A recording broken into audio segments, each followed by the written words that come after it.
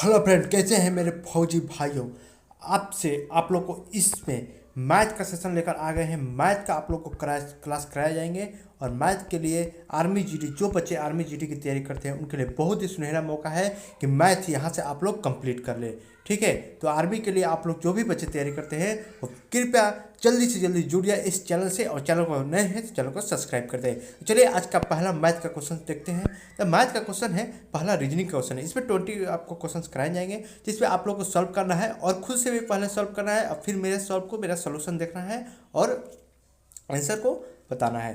तो चलिए आज का पहला क्वेश्चन है, निम्नलिखित अनुक्रम का अगला पद ज्ञात करें। निम्नलिखित अनुक्रम का अगला पद, ये रीजनिंग का क्वेश्चन है, यानी कि जैसे आपको ये एक जो खाली स्थान है इसमें भरना है कि अगला पद क्या होगा। पहले में 12 है, फिर 3 है, -6 है, अगला पद क्या होगा। तो इसमें हम डिफरेंस देखेंगे। तो डिफरेंस देखिए 12 और 3, 12 और 3 का डिफरेंस कितना है, 9 है।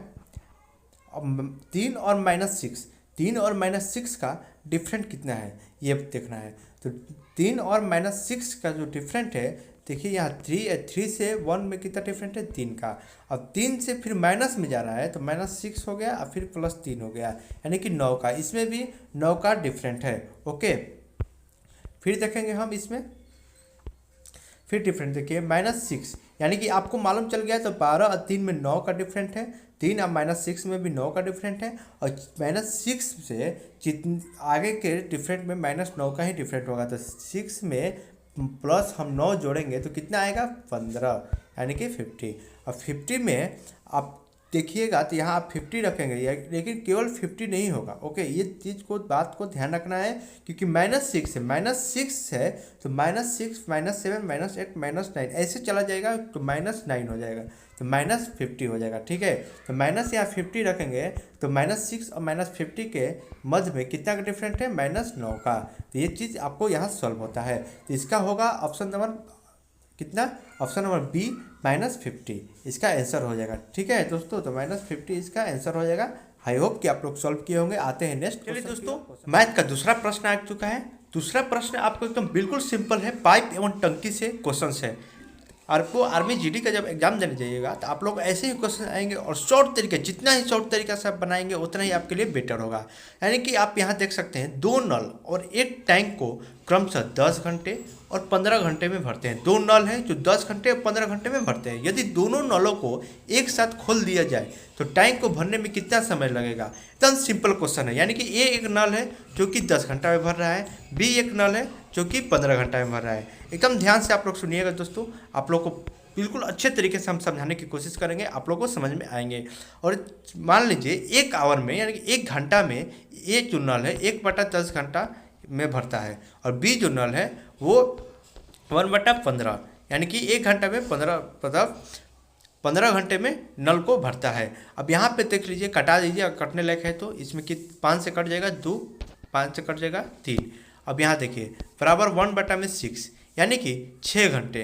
नीचे के देखिए, नीचे घंटा लिखा हुआ है, 6 घंटे में नल को पूरी तरह से, ऑप्शन नंबर बी जो होगा वो बिल्कुल राइट हो जाएगा। 6 घंटे में पूरी तरह से नल को भरा जा सकता है। तो यहाँ आप लोग को हम फिर से एक बार समझाने की कोशिश करेंगे, जैसे आप लोग को हम बनाए हैं। 2 नल हैं, एक टैंक को क्रमशः 10 घंटे और 15 घंटे में भरते हैं, यानी कि 1/10, 1 आवर में, 1 घंटा में 1/10 में भरता है, एक भरता है 1/15। ठीक है, अब यहाँ पर देखना है कि ये कटने लायक है। अगर ऐसे बना सकते हैं कि 10 और 15 का एलसीएम ले लीजिए। अगर लॉन्ग बनाना चाहते हैं तो ऐसे लॉन्ग बनाइएगा तो बहुत उसमें समय नहीं मिलता है एग्जाम में। 10 और 15 का एलसीएम कितना होगा, 30 होगा। ठीक है, 10 से कटा लीजिए, कितना होगा, 3 होगा प्लस 2 होगा। अब यहाँ देख लीजिए, 3 2 होगा 5/6, कटाइए कितना हो जाएगा, 1/6। तो आप लोगों को कितना आ गया लास्ट में, 6, यानी कि 1 घंटा में, इस 6 घंटा में ये दोनों नल मिलकर पूरे ये टंकी को भर सकते हैं। यानी कि आपका आंसर हो गया option number B. I hope कि आप लोग को समझ में आ चुका होगा क्वेश्चन। आते हैं नेक्स्ट क्वेश्चन नंबर 3 की ओर। 3 नंबर क्वेश्चन है। 3 नंबर क्वेश्चन देखिए, एलसीएम एचसीएफ से क्वेश्चन है। 2 संख्या, ये क्वेश्चन पूछा भी गया है आर्मी जीडी के एग्जाम में दोस्तों। 2 संख्याओं का लघुत्तम समावर्तक एलसीएम यानी कि 1134 है और महत्तम समावर्तक यानी कि एचसीएफ 18 है। यदि उनमें से एक संख्या 162 है तो दूसरी संख्या पूछ रहा है, यानी कि एलसीएम दे दिया 1134, एचसीएफ दे दिया गया है 18 और उनमें से प्रथम संख्या दे दिया है 162। और ऐसा कहीं भी आपको क्वेश्चन दिखे, कभी भी दिखे, तो एक सूत्र दोस्तों हम दे रहे हैं अभी जो, वो याद रखिएगा हमेशा, ठीक है। तो मौसा गुना लौसा बराबर प्रथम संख्या गुना दूसरी संख्या, यानी कि एचसीएफ गुना एलसीएम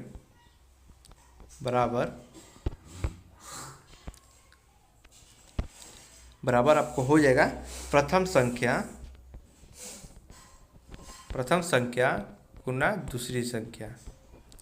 यही सूत्र है जो आपको याद रखना है। अगर ऐसा क्वेश्चन आए, प्रथम संख्या दे दिया गया है चाहे दूसरी संख्या दे दिया गया है, प्रथम संख्या पूछे या प्रथम संख्या दिया हुआ है या दूसरी संख्या पूछे, तो ये सूत्र हम हमेशा याद रखेंगे।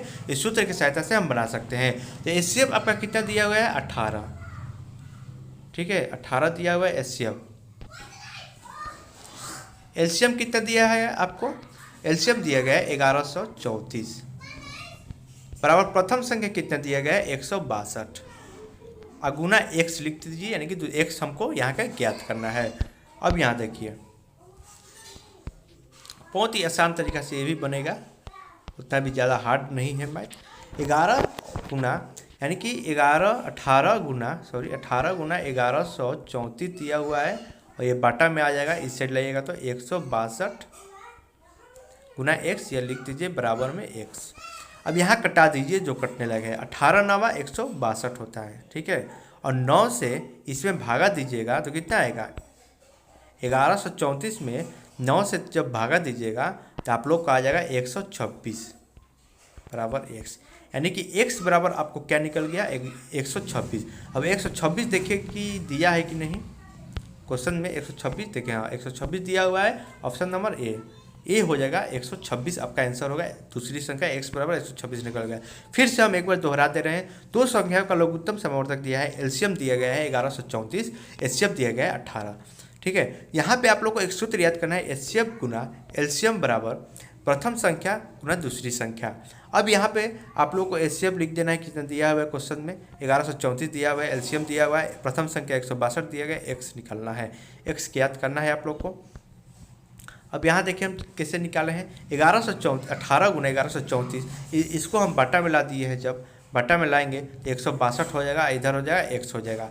अब इसको हम कटा दिए, 18 9 162 से, 9 से इसमें 1134 से भागा दे दिए हैं, 126 आंसर मेरा आके निकल गया, यानी कि एक्स बराबर 126। आई होप कि आप लोगों को क्वेश्चन ये बहुत ही अच्छी तरीके से समझ में आया होगा और कमेंट बॉक्स में बताइएगा कि अच्छा समझ में आया कि नहीं। चलते हैं नेक्स्ट क्वेश्चन की ओर, क्वेश्चन नंबर 4 की।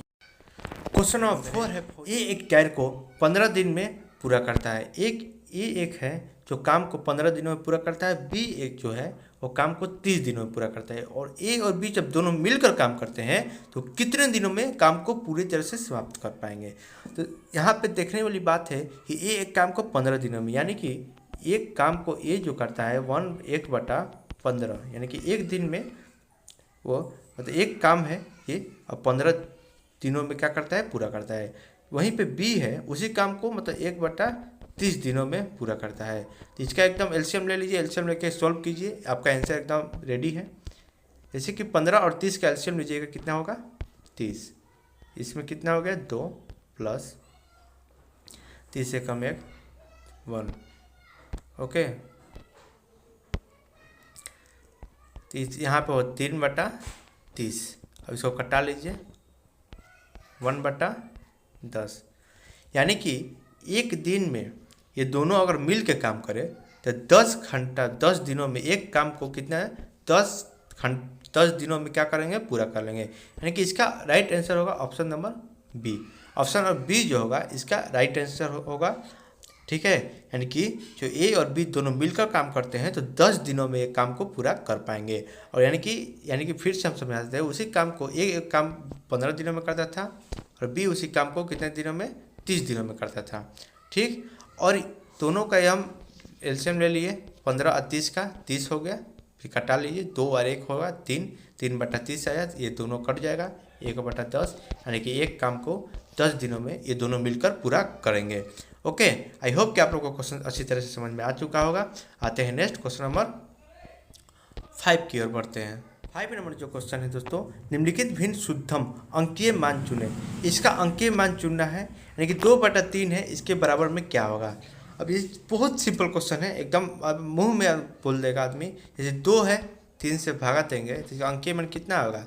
पहला नंबर तो 0 नहीं कटेगा, तो फिर इसमें लगाएंगे 0, 36 18, फिर 0.6 हो जाएगा, 18 हो जाएगा, 2 बचेगा, फिर 20 हो जाएगा, फिर 6 हो जाएगा, यानी कि 0.66 वाला जो आंसर होगा। ठीक है, 0.66 वाला तो सब में है। अब कितना बढ़ जाता है ये चीज़ आपको यहाँ पे देखना है। ठीक है, फिर कटाएंगे, तब तक मेरा सॉल्व नहीं होता है।